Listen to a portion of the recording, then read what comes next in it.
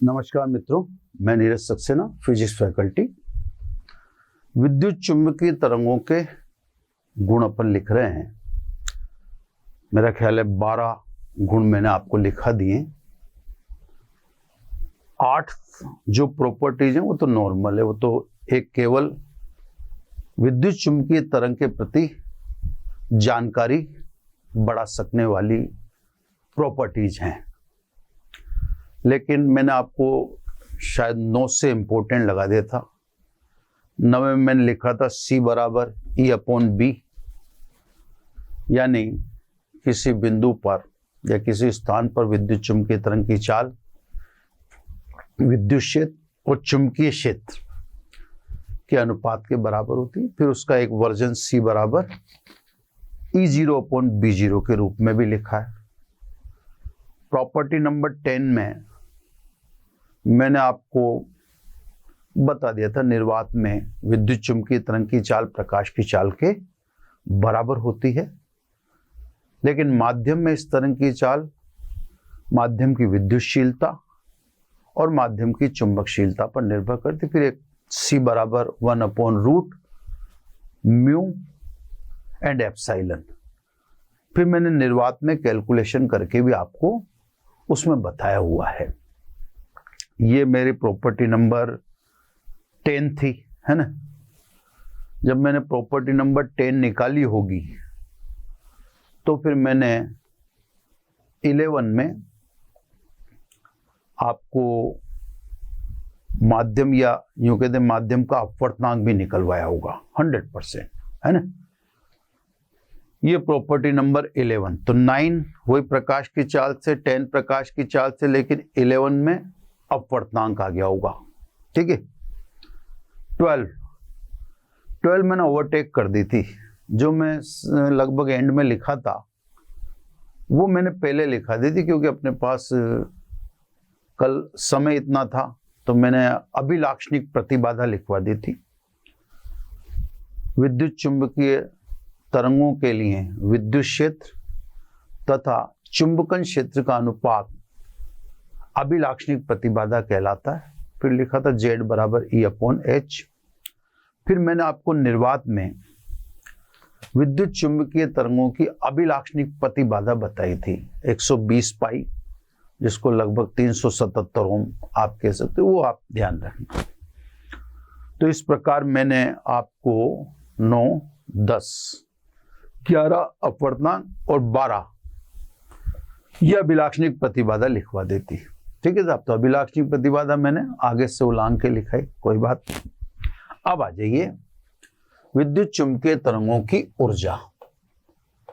ये property number 13, मेरी जानकारी के अनुसार तो 13 ही है ना।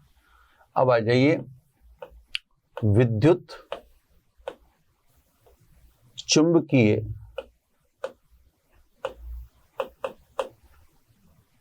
तरंगों की ऊर्जा।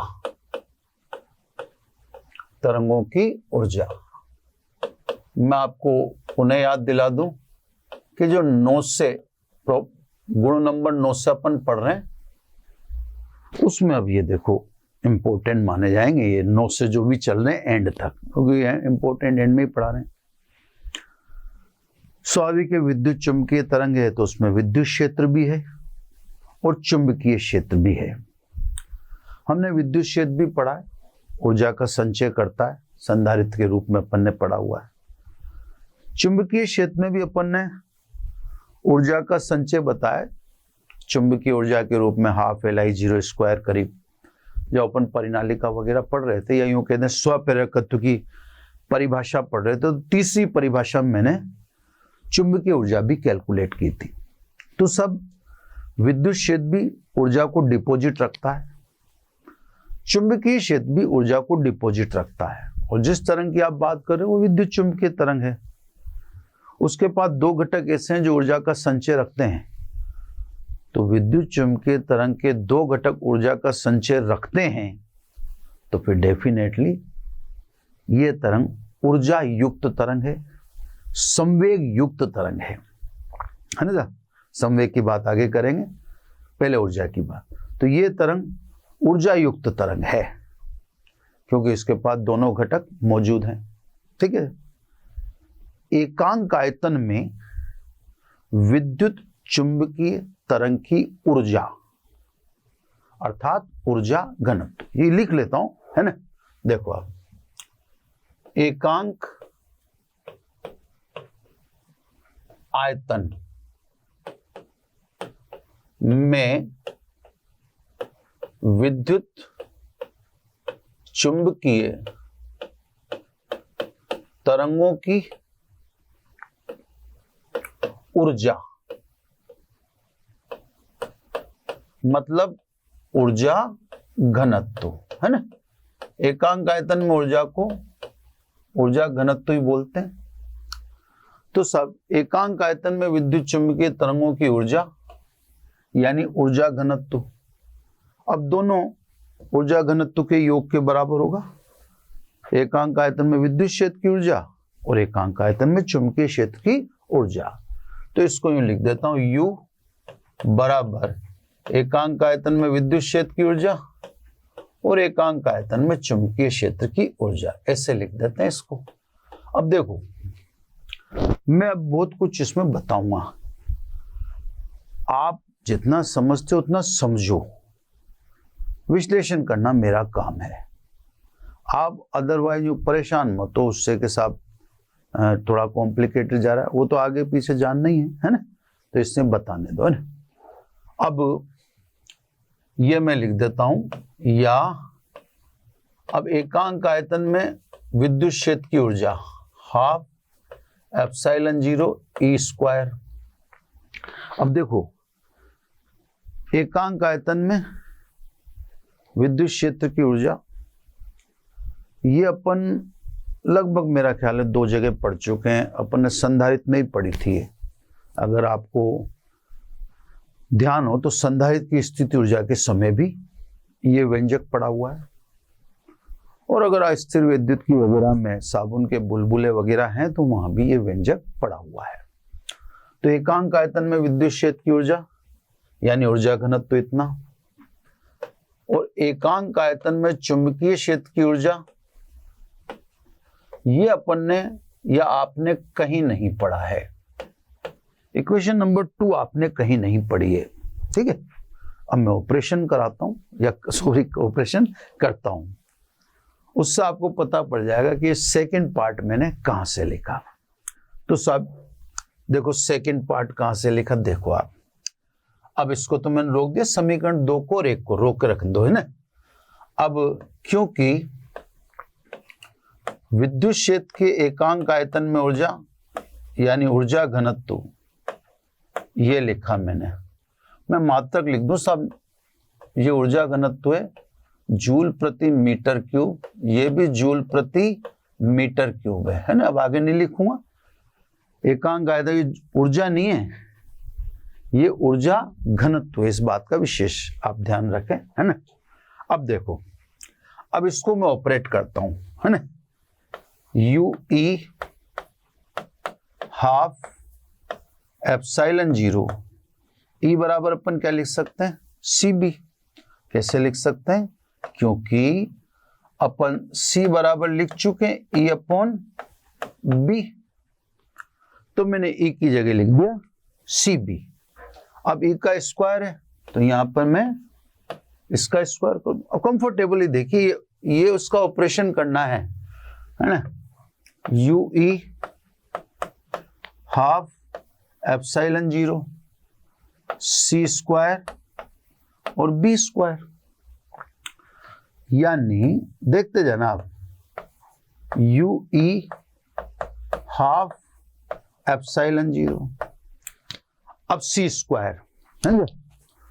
तो मैंने लिखा है C बराबर 1/√μ0 एप्सिलॉन 0। अब यहां C का स्क्वायर है तो यहां लिख दूं μ0 एप्सिलॉन 0 इंटू B स्क्वायर।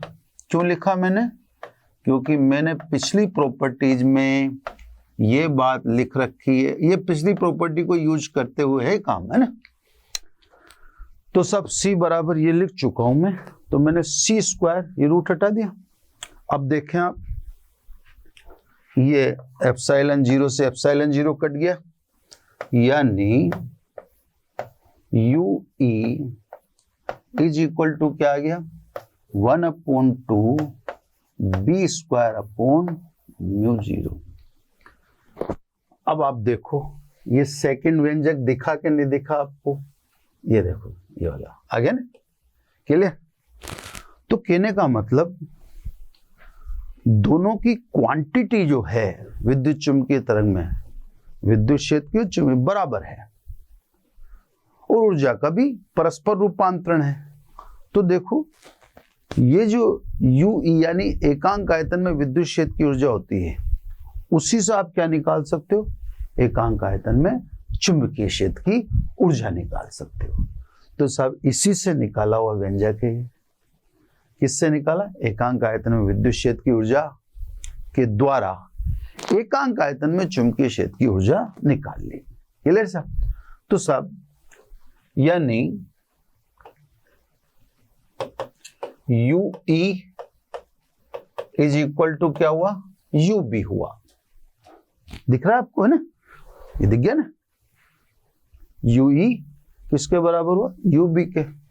तो सब समीकरण 1 से बाई इक्वेशन 1 है ना, इक्वेशन 1 में रखें अपन। तो एकांक आयतन में कुल ऊर्जा कितनी, या तो अपन कह दें UE की जगह UB रख दूं या UB की जगह UE रख दूं, तो या तो अपन कह दें 2UE के बराबर या अपन कह दें 2UB के बराबर, बात तो एक ही है। यानी अपन ऐसे भी लिख सकते हैं 2UE का मतलब हाफ एप्सिलॉन 0 E स्क्वायर, है ना, या अपन लिख दें half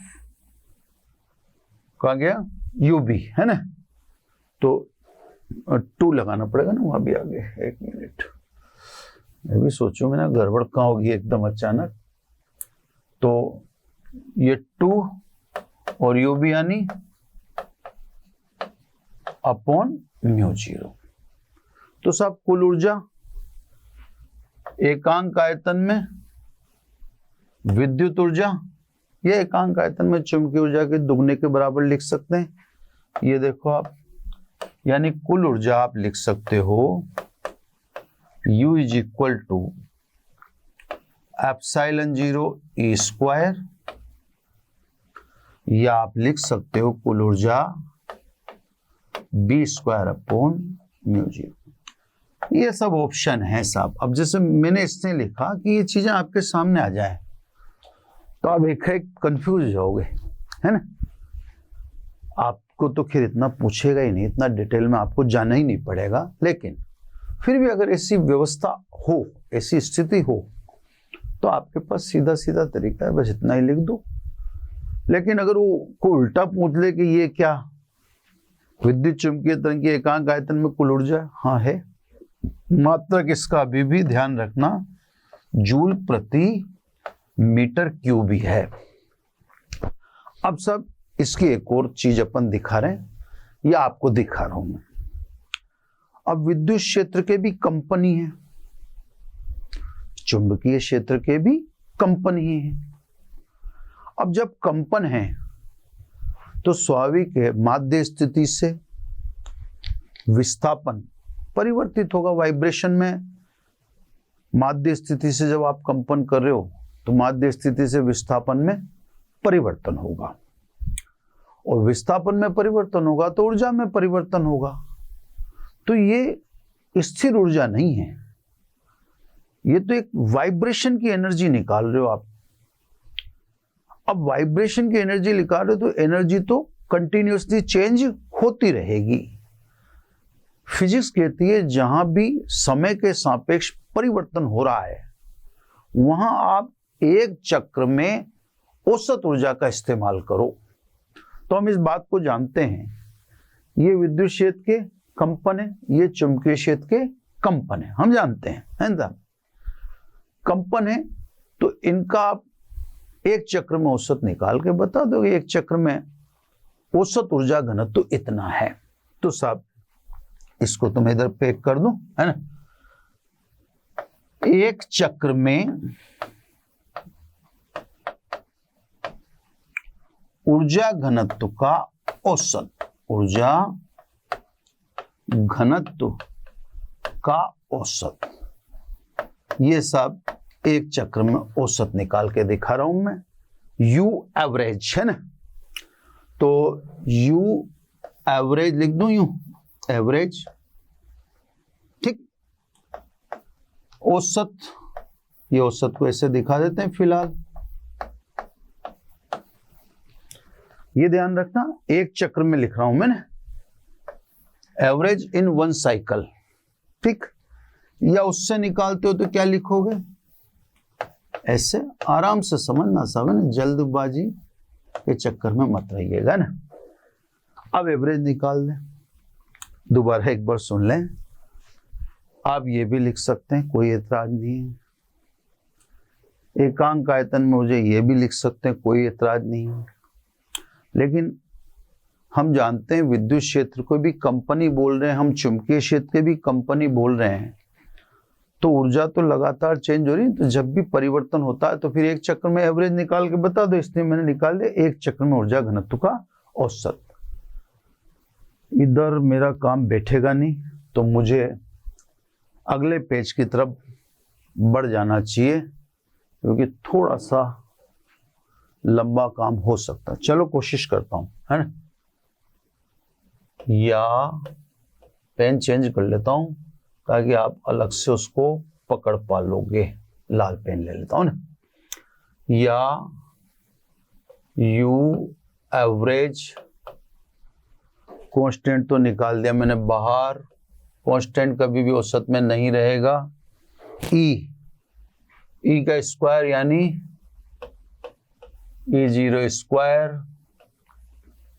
sine square omega T minus के एक्स, है ना। या अगर सेकंड वाले पद से निकालूं तो इसमें कांस्टेंट को तो निकाल दिया बाहर, है ना। बी को क्या लिखेंगे, बी स्क्वायर है, बी बराबर B0, शुरू में लिखा था नंबर 1 पे, बी बराबर B0 sine omega T minus के एक्स, स्क्वायर है तो ये लिख देता हूं B0 square sine square omega T minus के एक्स। अरे यार, ठीक है, चलो सब यहां तक तो बात बैठ गई। आगे ले लेते हैं, you average epsilon 0 E0 square, ठीक है। कांस्टेंट बाहर निकाल दिया, आयाम कांस्टेंट होता है। अब क्या बचा, sine square omega T minus के एक्स का एवरेज। और दूसरा पद देखें तो दूसरे पद में B0 को बाहर निकाल देता हूं, ठीक है। एवरेज किसका निकालना रह गया, sine square omega T minus के एक्स का औसत। अब मैं उधर ही ले जाता हूं साहब, है ना, क्योंकि कहीं इधर उधर मर्ज ना हो जावे, ठीक है। इससे अब मेरे को इसको उधर ही शिफ्ट कर लेना चाहिए। तो ये पहला पैराग्राफ व्हाइट से, फिर येलो से और फिर रेड से, अब मैं उधर ले जा रहा हूं साहब, है ना। अब मुझे sine square omega T minus के एक्स का औसत रखना एक चक्र में, है ना। अब देखो, क्योंकि एक चक्र में sine square omega T minus के एक्स का औसत, है ना, ये किसमें, एक चक्र में। ये आपको ध्यान रखना पड़ेगा, जो एसी में भी मैंने बताया था, प्रत्यावर्ती धारा पढ़ाई थी ना, साइन और कोस अगर स्क्वायर में है तो एक चक्र में औसत 1/2 होता है, और साइन और कोस एक घात में तो एक चक्र में औसत सदैव 0 होता है ना। तो सब औसत अपने को 1/2 रखना है, इसलिए U एवरेज E0 है ना, और ये हो गया 1/2। इसी प्रकार B0 का स्क्वायर अपॉन μ0 इंटू 1/2। एक बार आपको दिखा देता हूं मैं कि सब अपन सही चल रहे हैं नहीं चल रहे हैं। ये देखो एप्सिलॉन 0 E0 स्क्वायर, इसका मान 1/2, B0 स्क्वायर अपॉन μ0, इसका मतलब 1/2 है ना। यानी फाइनली औसत या एक चक्र में ऊर्जा घनत्व का औसत हाफ एप्सिलॉन 0 E0 स्क्वायर या हाफ B0 स्क्वायर अपॉन μ0, ये एवरेज है साहब। आप मतलब मैंने ये इसलिए बताया कि आप ध्यान रखना, ये जो है ये E0 नहीं है, ये B0 नहीं है, है ना साहब। ये तो सिंपल चुंबकीय क्षेत्र का विस्थापन है और विद्युत क्षेत्र का विस्थापन है, वो अधिकतम मान है। E0 आयाम है विद्युत क्षेत्र का, B0 चुंबकीय क्षेत्र का आयाम है। तो इसमें और उसमें बहुत फर्क है। आप बहुत गौर से देख लेना, आराम से स्क्रीनशॉट लेकर। ये हाफ एप्सिलॉन 0 E स्क्वायर है, जबकि वो अपन ने लिखा वो हाफ एप्सिलॉन 0 E0 स्क्वायर है। तो वो अलग चीज है, ये अलग चीज है। यहाँ अपन ने लिखा हाफ B स्क्वायर अपॉन μ0 है, वहां पर हाफ B0 स्क्वायर अपॉन μ0 है। ये आपको देखने को भी मिल जाएगा, ये है ना। तो ये मैं इसको अलग से कोई ABC नाम दे देता हूं ना। ये तो सब ऊर्जा के सभी स्वरूप मैंने आपके सामने शो कर दिए, जितने भी पॉसिबल ऊर्जा के। यही एक इसका सबसे बड़ा सेगमेंट है। अब तो पॉइंटिंग सदिश है और संवेग व दाब है ना, कोई ज्यादा बड़े सेगमेंट नहीं है, ठीक है ना।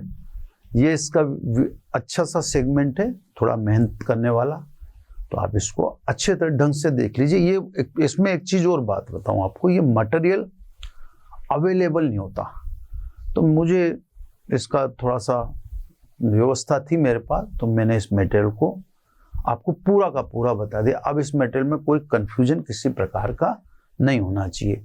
औसत निकाल दिया एक चक्र में, है ना, सामान्य दिखा दिया है, ये ऊर्जा घनत्व यानी एकांक आयतन में ऊर्जा है।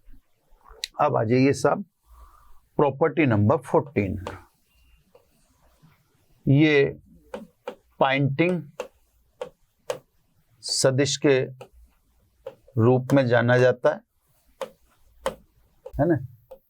पहले ये बहुत पॉपुलर हुआ करता था। आज के 5-6 साल पहले एकेडमिक में हम ऐसा मानते हुए बच्चों को समझा देते थे कि ये पढ़ के ही जाना, ये आएगा। लेकिन पिछले कुछ वर्षों से ऐसा कुछ आ नहीं रहा। खैर आया नहीं आया, अपन तो इक्वल वेटेज दे रहे हैं सभी को। पॉइंटिंग सदिश, अब देखो इसकी डेफिनेशन आप इंटेंसिटी से याद रख लो, तीव्रता से। तीव्रता का मात्रक होता है वाट प्रति मीटर स्क्वायर। मैं इधर समझाता हूं, वाट प्रति मीटर स्क्वायर, और वाट का मतलब होता है जूल प्रति सेकंड। तो पॉइंटिंग सदिश तीव्रता ही है, विद्युत चुंबकीय तरंगों की तीव्रता ही है। तीव्रता को बोलने का एक तरीका, फिर मैं तीव्रता भी निकाल दूंगा अभी, है ना। तो सब विद्युत चुंबकीय तरंगों के अभिलंबवत इकाई क्षेत्रफल से आ गया प्रति मीटर स्क्वायर, प्रति सेकंड पार होने वाली ऊर्जा या ऊर्जा फ्लक्स को पॉइंटिंग सदिश कहते हैं। तो इसको ये पुराना तरीका था। और वैसे भी मैं आपको बताऊं, फिजिक्स में आप इस बात का ध्यान रखना कि कई ऐसी फिजिकल क्वांटिटीज हैं जिनकी डेफिनेशन उसके मात्रक द्वारा बोलना आसान है। कई सारी है ना, एक दो नहीं, बहुत सारी।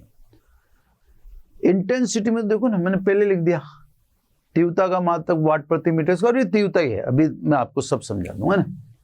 वाट का मतलब जूल बटा सेकेंड प्रति मीटर स्क्वायर। तो हमें कई चीजों को मात्रक से पकड़ना पड़ता है। अभी मैं संवेग और दाब बताऊंगा, वहां भी आपको देखो मात्रक से ही समझाऊंगा, मेरे पास और कोई इशारा भी नहीं उसमें ना। तो कहने का मतलब, अब इसे मेरे को मात्रक था, ये मुझे पता ही है, ये ऊर्जा है। अब विद्युत चुंबकीय तरंगों के अभिलंबवत इकाई क्षेत्रफल से प्रति सेकंड पार होने वाली ऊर्जा या ऊर्जा फ्लक्स को पॉइंटिंग सदिश कहते हैं। इसे निम्न समीकरण द्वारा व्यक्त करते हैं। सदिश राशि 1/μ0 E क्रॉस B।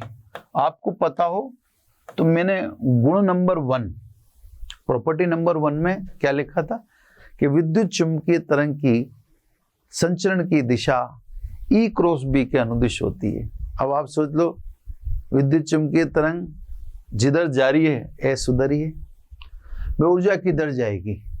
विद्युत चुंबकीय तरंग के संचरण की दिशा में जाएगी, और विद्युत चुंबकीय तरंग की संचरण की दिशा किसके अनुदिश है?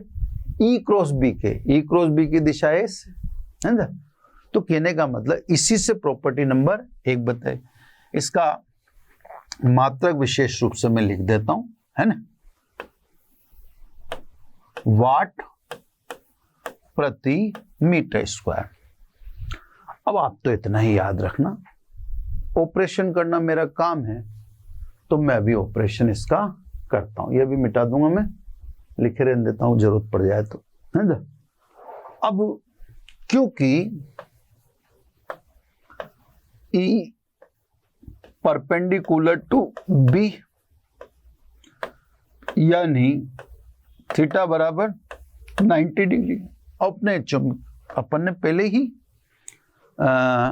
ये बता दिया कि विद्युत चुंबकीय तरंग में संचरण की दिशा, विद्युत क्षेत्र सदिश और चुंबकीय क्षेत्र सदिश तीनों परस्पर लंबवत होते हैं। तो अपने को तो पता है कि इसमें E और B परपेंडिकुलर है, तो सब परिमाण के रूप में लिख दो, क्योंकि ये तो 90 degree, sine 90 is equal to 1। इसलिए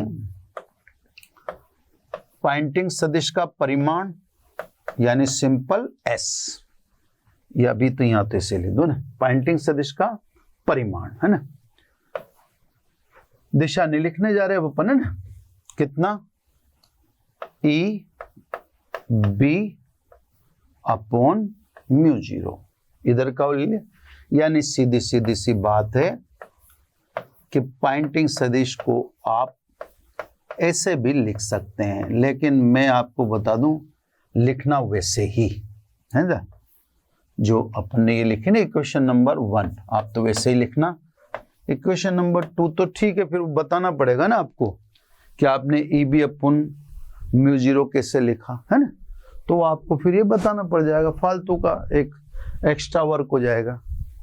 तो आप तो उसी वो येलो में जो पैक कर दिया ना, मैं अक्सर बॉक्स लगाता हूं तो वो वहीं रुक जाता है, मेरा काम वहीं रोकना था, पर विश्लेषण करना। अब मैंने आपसे भी कहा था कि ये तीव्रता ही है, विद्युत चुंबकीय तरंगों की इंटेंसिटी है। ठीक है, अब आपको ये पहले बता ही दिया जा चुका है कि E और B दोनों वाइब्रेशन है। अब वाइब्रेशन है तो एनर्जी तो निरंतर चेंज हो रही है, तो स्वाभाविक है एक चक्र में आपको औसत निकालना ही पड़ेगा, उसमें कोई दो राय है ही नहीं। तो सब एक चक्र में पॉइंटिंग सदिश के औसत को विद्युत चुंबकीय तरंग की तीव्रता कहते हैं, बात वही है ना। तो सब एक चक्र में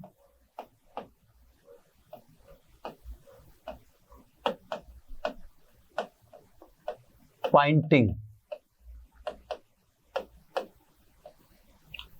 सदिश के औसत को विद्युत चुंबकीय तरंग की तीव्रता कहते हैं, है ना। अब देखो मैं शुरू से बोला ही इसके बारे में, तीव्रता वाट प्रति मीटर स्क्वायर तीव्रता का मात्रक होता है, यानी इंटेंसिटी इज इक्वल टू एक चक्र में औसत, यानी एस एवरेज, निकाल दो एवरेज 2 से आई बराबर, इसकी वैल्यू है इससे आपका ई बी अपॉन म्यू 0, एक चक्र में औसत निकालना, ई का भी मान रखो, बी का भी रखो, सब आपके पास ऐसे 1 अपॉन म्यू 0 को तो बाहर ले आओ, कांस्टेंट को तो बाहर लगते करो ना, कांस्टेंट का कभी भी औसत नहीं लिखता, और जिसका औसत निकल रहा हो फिर वो कांस्टेंट नहीं होता है ना। ई को लिखो, ई को लिखोगे आप E0 sine omega T minus के एक्स इंटू बी, बी को लिखो B0 sine omega T minus के एक्स। अब ये तो हटा दो, ये फालतू की चीजें है ना, तो ये चीजें मैं हटा देता हूं यहां से ताकि मेरे पास स्पेस बची रहे। येलो साहब, व्हाइट कलर, अब येलो ले लेते हैं, ठीक है ना। E0 B0 कांस्टेंट है, तो I बराबर E0 B0 अपॉन म्यू 0, ये वही साइन स्क्वायर ओमेगा टी हो गया, sine square omega T minus के एक्स, इसका औसत हो गया, इसका औसत 1/2 होता है, तो लिख दो, यानी I बराबर 1/2, इसका औसत लिख दिया साहब 1/2 E0 B0 अपॉन म्यू 0। वैसे तो देखो काम तो यहीं खत्म हो गया, लेकिन मैंने कहा ना इसमें प्रॉपर्टी को यूज करते करते आप अन्य चीजें भी इसमें निकालते रहते हो, है ना। अब देखो इसका मैं आपको इससे संबंध बताता हूं ना। अब मैं यू एवरेज से आई का रिलेशन बताता हूं, देखो आपको, देखो कैसे करें इसको ऑपरेट। आई है ना, देखो हाफ B0 अपॉन म्यू 0 को तो एक तरफ रख लें अपन, E0 बराबर क्या लिख सकते हैं अपन, CB0, है ना। कारण आप जानते हो, क्योंकि C बराबर होता है E0 अपॉन B0, तो मैंने E0 बराबर CB0 लिख दिया, B0 को तो इधर ले आओ, I बराबर 1/2 B0 का स्क्वायर अपॉन म्यू 0, है ना, इंटू C, क्लियर। अब ये चीज देखो जो मैं उसको बॉक्स में करता हूं, इस चीज को देखो आप,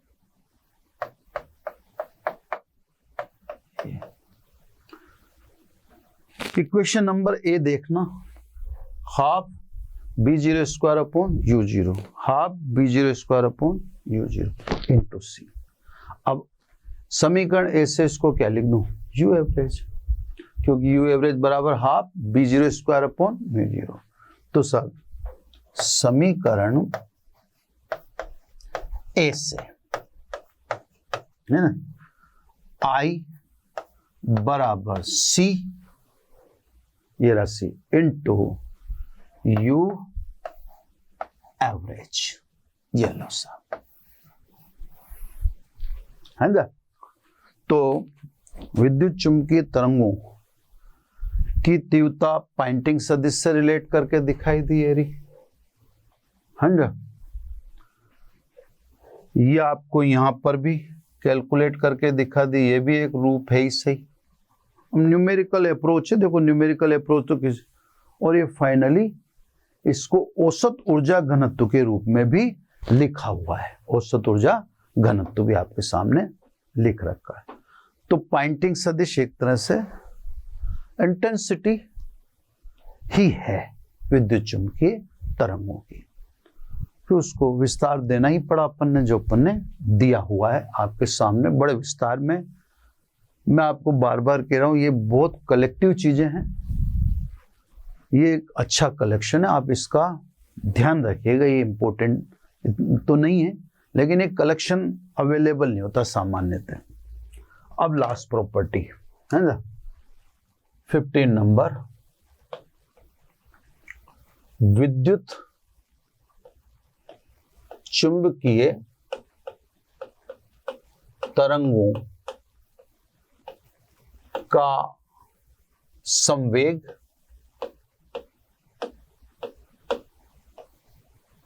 तथा दाब। अब यहां पे दाब भी पी से लिखाई में आएगा और संवेग भी पी से। तो संवेग को मैं छोटे पी से लिख दूंगा और दाब को कैपिटल पी से लिख देंगे। वो तो अच्छा हुआ शक्ति नहीं आएगी, नहीं तो शक्ति को भी पी से ही रिप्रेजेंट करते हैं। अब देखो दोनों ही बातें हैं, दाब की भी बात समझ लो, संवेग की भी। फिर कैलकुलेशन तो भी 2 मिनट का काम है, फॉर्मूला ही तो लिखना है अपने को। विद्युत चुंबकीय तरंगे प्रोग्रेसिव तरंगे हैं। प्रोग्रेसिव का मतलब प्रगामी तरंग है। अब तरंग प्रगामी है तो प्रगामी किसे कहते हैं? वह तरंग जो ऊर्जा और संवेग का संचरण करती है उसे प्रगामी तरंग कहते हैं। तो विद्युत चुंबकीय तरंग तो ऊर्जा भी और ऊर्जा का संचरण करती है तो संवेग का भी संचरण करेगी। तो इसलिए आपको संवेग निकाल के दिखाना पड़ेगा, है ना। दाब, अब देखो जब ये तरंग विद्युत चुंबकीय तरंग किसी वस्तु पर आपतित होती है तो दाब आरोपित करती है, जिसे विकिरण दाब कहते हैं। तो साहब कहने का मतलब ये प्रेशर अप्लाई करती है, ठीक है, उस प्रेशर की वैल्यू बहुत कम होगी।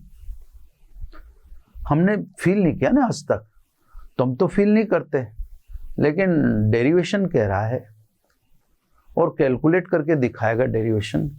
तो उस पॉइंट ऑफ व्यू से मैं कह रहा हूं कि हाँ, जब डेरिवेशन कह दे तो फिर आपको मान लेना चाहिए कि यस ऐसा होता होगा।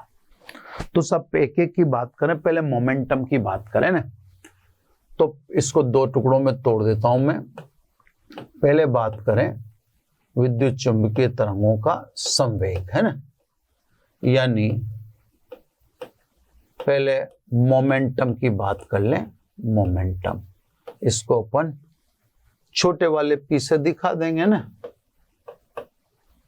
अब सब विद्युत चुंबकीय तरंग किस सरफेस पर आपतित है, इंसिडेंट तो देखेंगे ना भाई किस पर आपतित है। अब 2 सरफेस लेते हैं, एक तो पूर्णतः पूर्ण अवशोषित पृष्ठ और एक पूर्ण परावर्तक पृष्ठ, है ना। अगर पूर्ण अवशोषक पृष्ठ हुई तो संवेग कितना होगा, और पूर्ण परावर्तक पृष्ठ हुई तो संवेग कितना होगा। तो इसको भी 2 पार्ट में तोड़ रहे हैं अपन। ए, है ना, पूर्ण अवशोषक पृष्ठ के लिए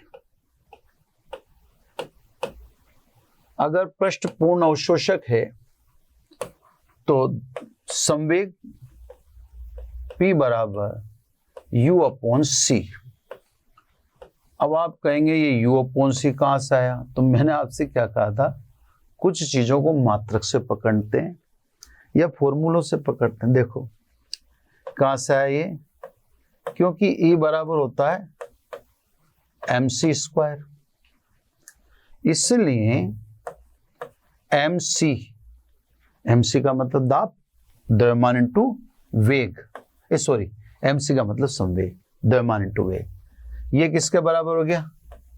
E/C के बराबर। E ऊर्जा है और मैंने विद्युत चुम्बकीय तरंगों की ऊर्जा को यू से बताया है, ई से नहीं बताया। जहां आप इसे बताते वहां क्या लिखते, m इंटू सी, द्रव्यमान इंटू वेग इज इक्वल टू संवेग, संवेग बराबर ऊर्जा बटा वेग। मैंने भी ऊर्जा बटा वेग ही लिखा है, बस अपन ने विद्युत चुम्बकीय तरंगों की ऊर्जा को ई से नहीं बताया, अपन ने बताया यू से, तो अपने को लिखना पड़ेगा यू अपॉन सी। तो संपूर्ण अवशोषक पृष्ठ के लिए P बराबर यू अपॉन सी। अब तो आप सहमत हो ही गए होंगे, है ना। अब B, पूर्ण परावर्तक पृष्ठ के लिए, है ना, अगर पृष्ठ परफेक्ट रिफ्लेक्टेड सरफेस है या रिफ्लेक्टिव सरफेस है, तो पूर्ण परावर्तक पृष्ठ में देखो, आपको मैं सिंपल समझाता हूं। ये सरफेस है, अभी डिलीट करना पड़ेगा इसे ना। अब ये कोई पार्टिकल यहां आया P संवेग से, अब ये पूर्ण परावर्तक पृष्ठ है, तो उसी संवेग से पार्टिकल को लौटा देगा। आते समय संवेग प्लस P है, तो जाते समय माइनस P है। अब आपसे कोई पूछे संवेग का परिवर्तन, तो आप कहोगे अंतिम संवेग माइनस प्रारंभिक संवेग, तो परिवर्तन कितना हुआ, दुगना हुआ। दिखता तो जीरो है, लेकिन आपसे मैं पूछूंगा तो आप क्या कहोगे, अंतिम संवेग माइनस प्रारंभिक संवेग, यही बोलोगे, है ना। तो मैंने भी यही कर दिया, अंतिम संवेग माइनस प्रारंभिक संवेग, तो दुगना होता है, ठीक है। तो पृष्ठ क्योंकि पूर्ण परावर्तक है, इसलिए संवेग दुगना हो जाएगा, यानी 2u अपॉन सी। तो पूर्ण परावर्तक में आप समझ गए, है ना। संवेग का मापतक चलो यहां लिख देते हैं, kg मीटर प्रति सेकेंड, है ना। अपन इससे भी निकाल सकते हैं, u से भी, है ना, इससे भी निकाल सकते हैं, पर अपने तो खैर इससे बैठ ही गया ना मामला, तो अपन ज्यादा दिमाग लगाए नहीं, ठीक है। तो ये सब संवेग संवेग तो इधर मैंने कॉपी कर दिया। अब मुझे दाब को इस तरफ, ये स्पेस खाली कर लेता हूं मैं, और ये दाब इस तरफ लिख लेते हैं, है ना। ये दाब क्लियर। अब आ जाओ सब, दाब को भी एक बार और बता देता हूं। जब किसी पृष्ठ पर विद्युत चुम्बकीय तरंगें आपतित होती हैं, तो पृष्ठ पर दाब आरोपित करती हैं, दबाती हैं पृष्ठ को, है ना, जिसे विकिरण दाब कहते हैं। कैलकुलेशन में दिखाता हूं मैं आपको, है ना। दाब भी, अब इसको क्या लिख देंगे अपन, कैपिटल P। अब कोई चक्कर है ही नहीं, तो कैपिटल P लिख सकते हैं। मोमेंटम को अपन ने इसको इंग्लिश में भी लिख दूं, प्रेशर। सिमेट्री में सब जगह फिर समान दिखना चाहिए, प्रेशर।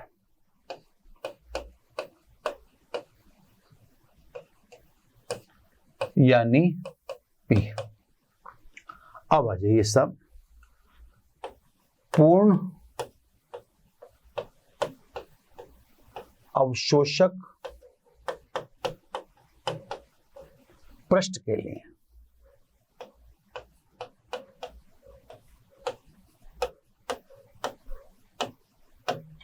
ठीक है। पूर्ण अवशोषक पृष्ठ के लिए दाब P बराबर I अपॉन C।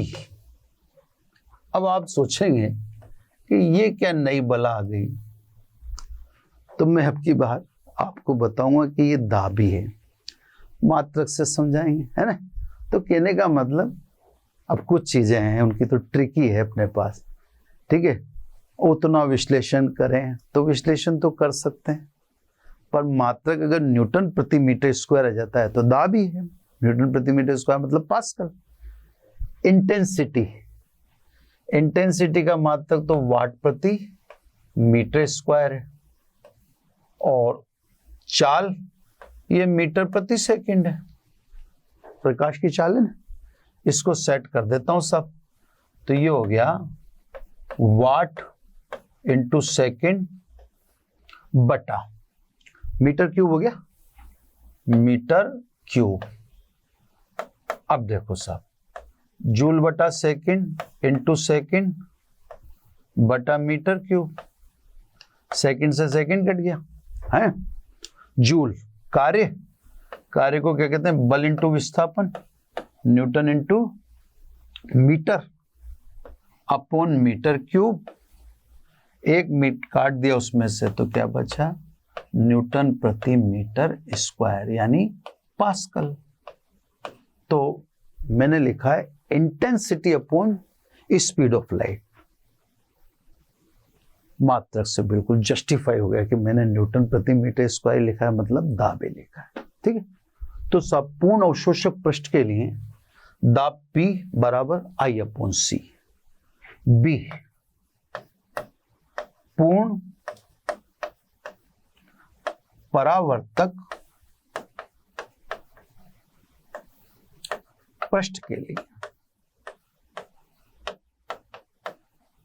है ना। अगर पृष्ठ पूर्ण परावर्तक है, ठीक है, तो अभी मैंने आपको समझाया था डबल हो जाएगा। तो पूर्ण परावर्तक पृष्ठ के लिए दाब डबल 2I अपॉन C। अब भाई ये विद्युत चुंबकीय तरंगों के गुण हो गए कंप्लीट।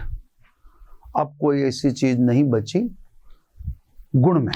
अभी विद्युत चुंबकीय तरंग खत्म नहीं हुई, एक पार्ट और इसका, लेकिन विद्युत चुंबकीय तरंगों के गुण में ये 15 गुण हैं। 8 तक तो आप भले मत पढ़ना, सामान्य गुण होते हैं, पर 9वां 10वां 11वां 12वां 13वां 14वां 15वां, मतलब ये जो 6-7 गुण हैं ये इंपॉर्टेंट है। इसको भी आप भले छोड़ सकते हो, ये बहुत कॉमन नहीं है, पॉपुलर नहीं है ये। आप पॉइंटिंग सदिश को देख लो, एक वेग वाले को जरूर देख लेना। आप वेग वाले जो 9वां और 10वां मैंने लिखा है ना, उसको जरूर देखना। सिंपल भी है, उसमें न्यूमेरिकल आ जाता है, छोटा सा कोई न्यूमेरिकल। अब C बराबर E0 अपॉन B0, तो उस पर कोई छोटे मोटे न्यूमेरिकल एक एक लाइन के एक एक नंबर के में आ जाते हैं, तो वो क्या है अपने को बोनस ही। तो 9वें 10वीं प्रॉपर्टी को ध्यान से देख लीजिएगा।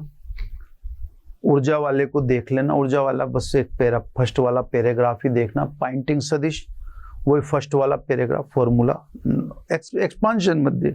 मैं यूं कहना चाहता हूं कि आप एक्सटेंशन को मत जाइएगा। जैसे मैं ये दिखा रहा हूं ना आपको कि ये एक्सटेंशन दे रहे हैं अपन, ये जैसे मान लो अपन ने ये देखो, मैं आपको जो कहना चाहता हूँ, अपन आज यहीं से चालू किया था है ना 13 से।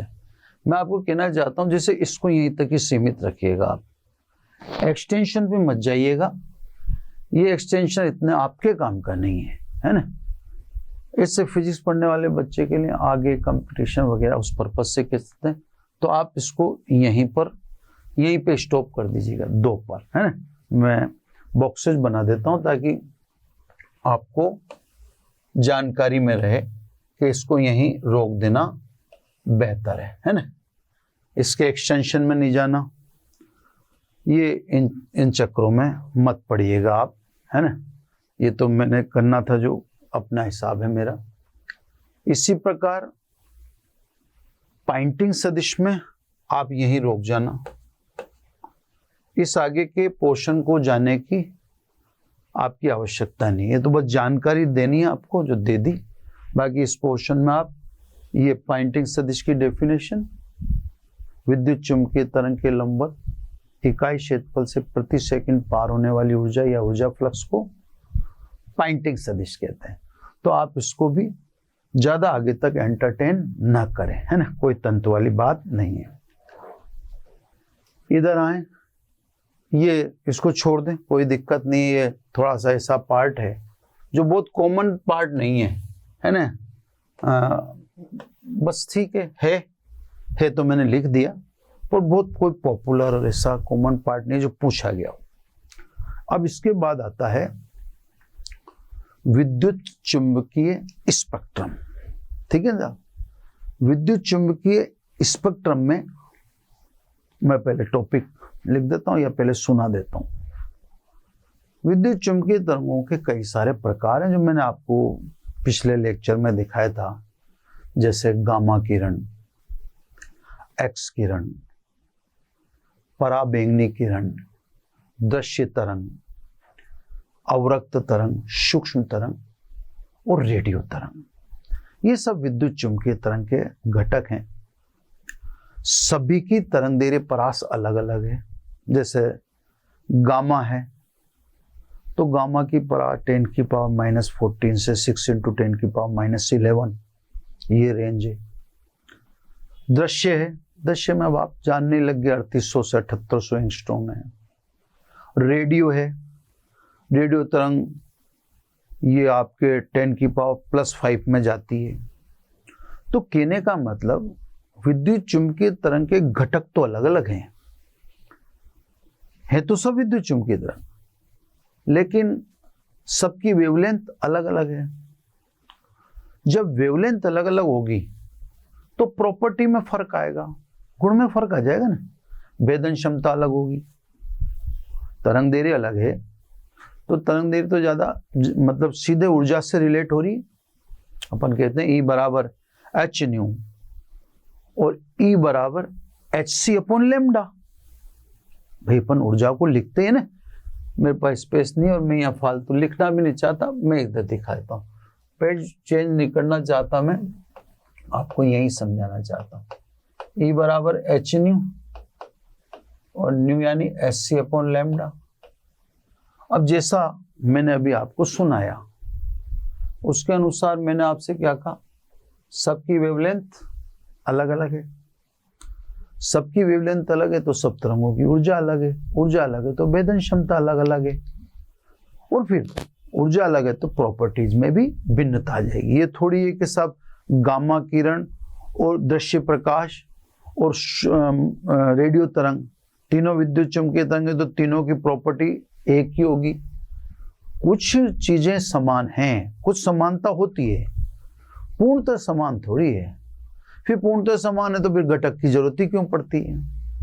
तो सब विद्युत चुंबकीय तरंग को उसके गुणों के और तरंग दैर्ध्य के आधार पर विभिन्न भागों में वर्गीकृत किया गया है, एक अरेंजमेंट दिया गया है ना, जिसे विद्युत चुंबकीय स्पेक्ट्रम कहते हैं। तो अब अपने को पढ़ना है विद्युत चुंबकीय स्पेक्ट्रम। अब प्रॉब्लम यह है कि विद्युत चुंबकीय स्पेक्ट्रम में भी स्टार्ट कर दूंगा तो विद्युत चुंबकीय स्पेक्ट्रम में अपन पूरा नहीं कर पाएंगे, है ना, क्योंकि थोड़ा सा पार्ट अभी हो जाएगा। अभी मैं बस वो स्पेक्ट्रम लिख पाऊंगा, फिर ज़्यादा कुछ उसमें मार्जिन नहीं रहेगा मेरे पास करने के लिए। तो ऐसा करता हूँ कि मैं इस लेक्चर को यही एंड कर देता हूँ और नेक्स्ट लेक्चर में विद्युत चुंबकीय स्पेक्ट्रम, उसमें से छोटा ही सही पर क्वेश्चन आता है। तो अपन नेक्स्ट लेक्चर में विद्युत चुंबकीय स्पेक्ट्रम पढ़ लेंगे। इसमें अपन शुरू नहीं करें, इसमें शुरू करेंगे तो न इधर के रहेंगे न उधर के रहेंगे, है ना। तो सब नेक्स्ट लेक्चर लगभग लास्ट लेक्चर होगा अपना, जिसमें अपन विद्युत चुंबकीय स्पेक्ट्रम कंप्लीट करके और चैप्टर्स को क्लोज कर देंगे, है ना। लगभग अब चैप्टर क्लोज हो रहे हैं सारे। बेहतर से बेहतर प्रयास इन सबको करने के लिए किए गए। आप कमेंट्स करके उसमें बताइए कहाँ कमियां रहती हैं। आप बताएंगे भाई फला में ये कमी है वो कमी है, तो हम उनको देखकर और सुधारीकरण करेंगे। फिलहाल तो हम अपनी तरफ से जो बेहतर प्रोवाइड कर सकते हैं आपको वो हमने कोशिश की। अपनी अपनी सबकी क्षमताएं अलग अलग होती हैं। मैंने जो किया वो मेरी क्षमता से बेहतर लगा, और भी हम सभी आपके लिए बेहतर कोशिश कर रहे हैं, है ना। तो आप कमेंट्स करके बताते रहिएगा, हम सुधारीकरण करते हैं। आज इतना ही, फिर कल में मैं करता हूँ और फिर आपसे कुछ बातें करेंगे थोड़ी बहुत, है ना। Thank you very much. आशा करता हूं हमारे टॉप एजुकेटर का यह लेक्चर आपको पसंद आया होगा। अगर पसंद आया है तो वीडियो को लाइक करिए, चैनल को सब्सक्राइब करिए और शेयर भी करिए, क्योंकि ज्ञान बांटने से बढ़ता है और सही बताऊं तो पुण्य भी मिलता है। मुझे सुनने के लिए बहुत बहुत धन्यवाद। Thank you.